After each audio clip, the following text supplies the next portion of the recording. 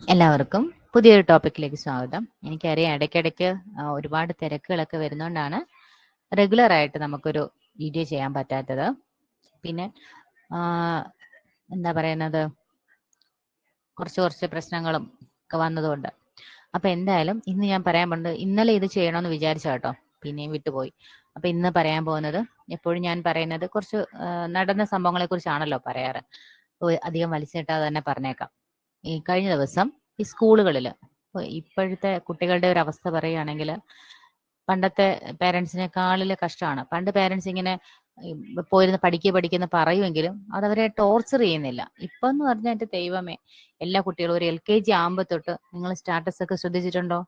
ഒരു LKG കുട്ടിയുടെ mark വരെ എടുത്തിട്ട് സ്റ്റാറ്റസ് ഇടുന്ന ഒരുപാട് പേരൻസിനെ എനിക്കറിയാം.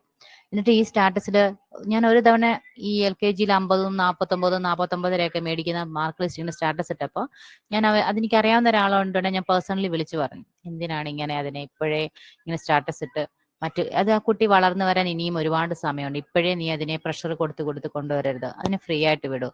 അത് നിങ്ങളുടെ ആ കുട്ടിക്ക് ഒരു സ്വകാര്യതയുണ്ട്. അല്ലെങ്കിൽ നിനക്കത് അറിയാൻ, എല്ലാവരും അറിയണമെന്ന് ആഗ്രഹിക്കുന്നുണ്ടെങ്കിൽ എന്താ പറയാ, നമ്മൾ കണ്ണു തട്ടുക എന്നൊക്കെ പറയില്ലേ, ചെറിയ സന്തോഷങ്ങൾ നമുക്ക് ആഗ്രഹിക്കാം. ഇത് പോയി LKG UKGയിലെ മാർക്കൊക്കെ നമ്മളൊരു വലിയ സംഭവമായിട്ട് എടുത്തു കഴിഞ്ഞാൽ പിന്നെ വരുന്ന സമയങ്ങളിൽ ആ കുട്ടിയുടെ പ്രഷർ എത്രയേറും. ഈ ചെറിയ ക്ലാസ്സിലേ നമ്മൾ വലിയ പ്രഷർ കൊടുത്തിട്ടുണ്ടെങ്കിൽ അങ്ങനെ നമ്മൾ ഫ്രീ ആയിട്ട് വിടണം. അവരാ കളിക്കുന്ന ടൈമല്ലേ. അപ്പൊ ഇത് പറഞ്ഞപ്പോഴാണ് ഓർത്തത്.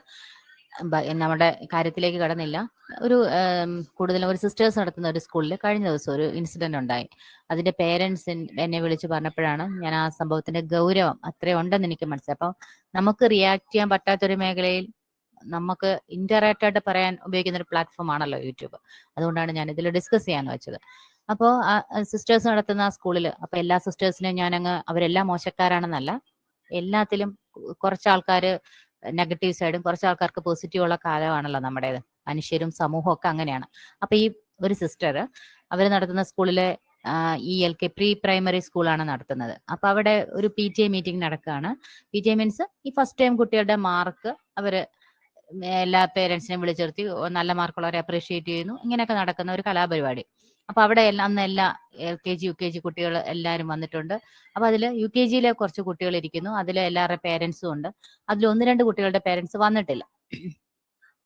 അപ്പൊ സിസ്റ്റർ എന്താ ചെയ്തതെന്ന് വെച്ചാൽ എല്ലാ കുട്ടികളെയും വിളിച്ചു നിർത്തി മാർക്ക് ഉള്ളവരെയെല്ലാം അവരുടെ പേരൻസിനോടൊപ്പം തന്നെ കുട്ടികളെ നിർത്തുന്നു, അപ്രീഷിയേറ്റ് ചെയ്യുന്നു, കൈയടിക്കുന്നു.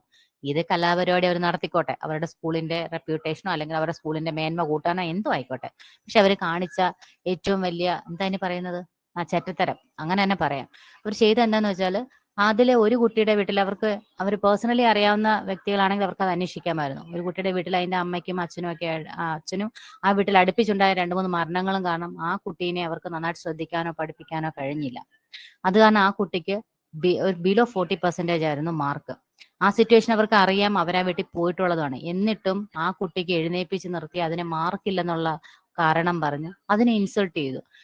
പക്ഷെ അവർ ചിന്തിക്കേണ്ട ഒരു കാര്യം, ഈ ഒരു UKGയിലൊക്കെ ഇത്രയും ഇമ്പോർട്ടൻസ് മാർക്കിന് കൊടുക്കുന്ന ആ കന്യാസ്ത്രീയുടെ മനസ്സ് എനിക്ക് മനസ്സിലാവുന്നില്ല. ശരിക്കും പറഞ്ഞ ഇവരൊക്കെ ദൈവത്തിന്റെ മാലാഖയാണോ? ഇവർക്ക് എങ്ങനെ ഒരു മാലാഖയാകാൻ പറ്റി എന്നാ ഞാൻ എന്നിട്ട് അത് ഇത് ഒരു പേരൻസ് പറഞ്ഞു കേട്ടപ്പോ ഞാൻ ചോദിച്ചു, നിങ്ങളൊക്കെ എന്തുകൊണ്ട് അത് ചോദിച്ചില്ല? എന്തുകൊണ്ട് നിങ്ങൾ ആ സിറ്റുവേഷൻ അപ്പൊ സ്റ്റോപ്പ് ചെയ്തില്ല? അപ്പൊ അവര് പറഞ്ഞത്, എല്ലാ പേരൻസും ഉണ്ട്, ആരെങ്കിലും ഒന്ന് റിയാക്ട് ചെയ്താൽ ചിലപ്പം ഇടപെട്ടേനെ. പക്ഷെ എല്ലാരും ആ ഒരു സിറ്റുവേഷൻ മോശമാക്കണ്ടെന്ന് കരുതി അവര് മിണ്ടാതിരുന്നു. അതിലും വലിയ സംഭവങ്ങൾ പിന്നെയാണ് അവിടെ അരങ്ങേറിയത്. അത് കഴിഞ്ഞ് എല്ലാരും മിണ്ടാതിരുന്ന സമയത്ത് അവര് മൈക്ക് എടുത്ത് പറയുകയാണ്, ഇവിടെ പലർക്കും ലവ് ഒക്കെ ഉണ്ടെന്ന് എനിക്കറിയാം. 1-2 പേരെ ഞങ്ങള് പിടിച്ചിട്ടുണ്ട്. ചോദിച്ചപ്പോ അവര് സമ്മതിച്ചു. ഒരു UKG ക്ലാസ്സിലാണ് ഈ പറയുന്നത് ഓർത്തോണം. എന്നിട്ട് ഇവര് അതിലൊരു പയ്യനെയും ഒരു കുട്ടിയും, അതിന്റെ അമ്മയാണ് എന്നോട് ഈ ഇൻസിഡന്റ് പറഞ്ഞത്, എഴുന്നേൽപ്പിച്ച് നിർത്തി. എന്നിട്ട് ആ ചെറിയ കുട്ടി, ആ ചെറിയ പയ്യനാണെങ്കിൽ ഇവരുടെ ഈ ഡയലോഗ് കേട്ടിട്ട് മുഖത്ത് ഒരു കർച്ചീഫ് കൊണ്ട് മുഖം മറച്ചു നിന്നു. ഭയങ്കര നാണക്കേടാണ്. ആ ഒരു ചെറിയ മനസ്സിൽ എല്ലാ ക്ലാസ്സിലെ കുട്ടികളുടെ മുന്നിൽ ഇവർ ഈ ഡയലോഗ് ഒക്കെ പറഞ്ഞപ്പം, ഇപ്പൊ പണ്ടത്തെ പോലെയല്ല, കുട്ടികൾക്ക് കുറച്ചുകൂടെ കാര്യങ്ങൾ അറിയാം.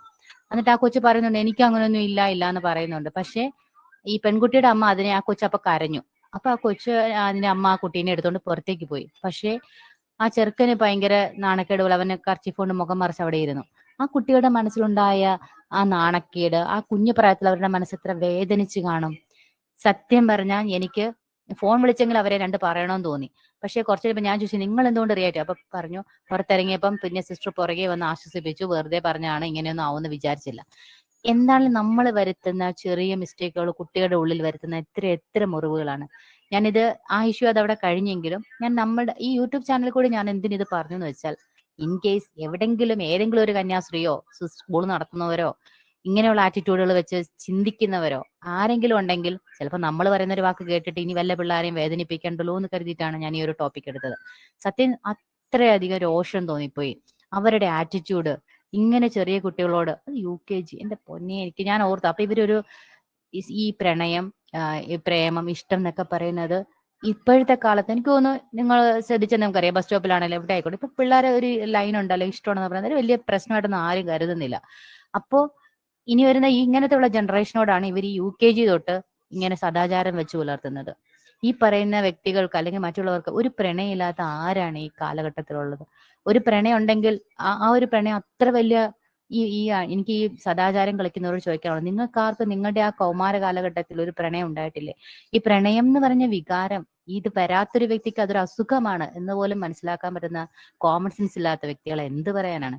ഈ ചെറിയ UKG തൊട്ടേ നിങ്ങൾ ഇങ്ങനെ സദാചാരം എടുത്തിട്ട് കഴിഞ്ഞാൽ ഈ വരുന്ന ജനറേഷൻ നിങ്ങൾ തല്ലിക്കൊല്ലും. എനിക്ക് അതേ പറയാനുള്ളൂ. അപ്പൊ അതുകൊണ്ട് ഇങ്ങനെയുള്ള ആറ്റിറ്റ്യൂഡ് ഇത്രയും ചെറിയ കുട്ടികളെ ഇൻസൾട്ട് ചെയ്ത് അവരുടെ മനസ്സിനെ മുറിവേൽപ്പിക്കാതിരിക്കുക. ഓക്കെ.